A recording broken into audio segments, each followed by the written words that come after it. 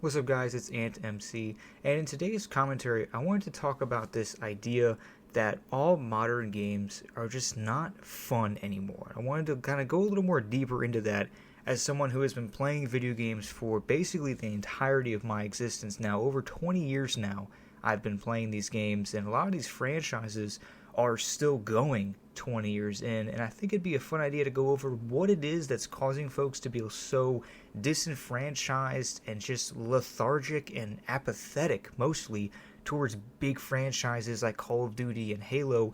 And even the Battle Royale crowd seems to be kind of dying out. Something's happening in the gaming space, and I wanted to kind of go over that. It's going to start out with some Battlefield 6 gameplay using the classic UMP-45, trying to recapture some Modern Warfare 2 nostalgia, and it's going to switch over to some Minecraft gameplay afterward.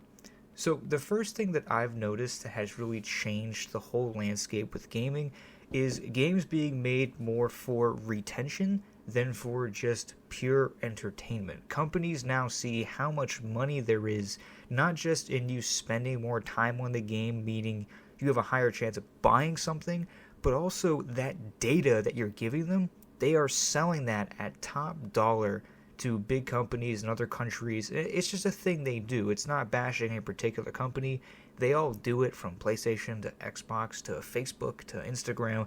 All companies will collect data and sell it in some way.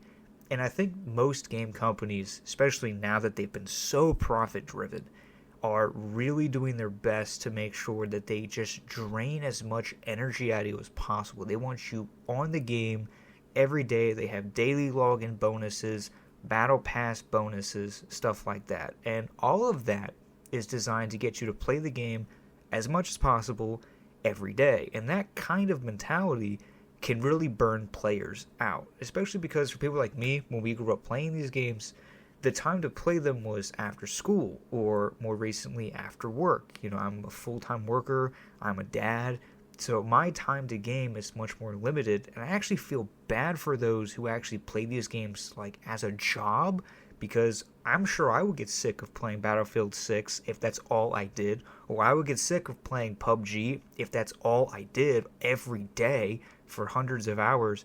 I would probably get sick of it too, and that really sucks that the entertainment medium has become this kind of chore when it was designed to be fun and entertaining.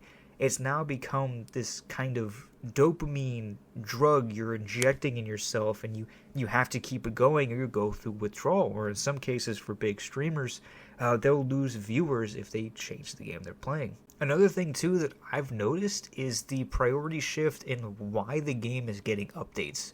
Games getting new maps and new weapons is great. That's been a thing for a while. But nowadays, games just feel like they're pushing collaborations more than anything.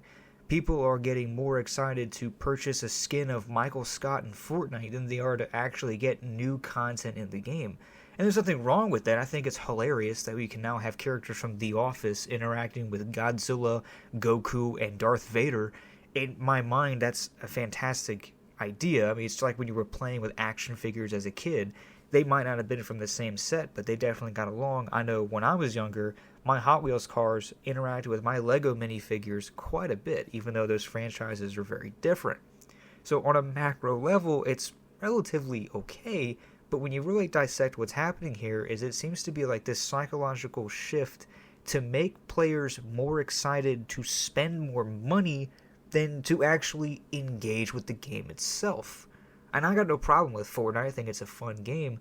But nowadays it feels like logging into Fortnite is just to go straight to the shop and see what's new. Which collab do I want to buy so that I don't miss out on it and feel left out? And that fear of missing out, honestly, is another thing too.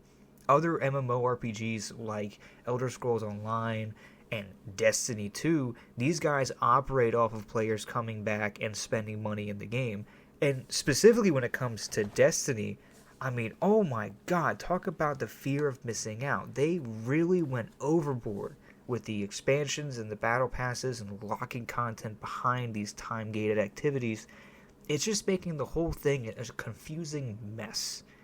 And when someone like me was growing up playing these games, there were no battle passes, there were no daily logins, there were no player retention figures. It was just put in the disc and play the game. And honestly, I think that we should go back to that. And that's why I've been actually going back and playing more of my PlayStation 3 on purpose, because I can see a night and day difference in what the game is getting me to do. Now that I've seen behind the curtain, I can see when a game is trying to manipulate me into playing another match or to buy something from the store.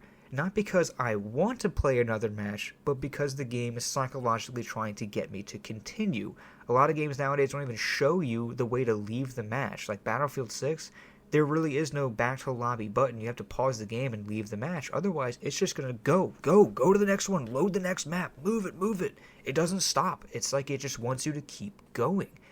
And I think that's the entire idea. The whole point of gaming now, especially post-2019 when Battle Royales really took over, the point now isn't to have the players log in and enjoy the content. It is to make sure the players are psychologically conditioned to log into it as many times as possible during the day. And of course, that means extrapolating more data and selling it to more companies, and hopefully spending more money on COD points or V-Bucks or whatever currency or skin bundles are available. That entire scenario is honestly what's killing gaming. And everyone who's getting sick of it and getting burned out and thinking that games aren't as fun anymore, these are the reasons that's happening.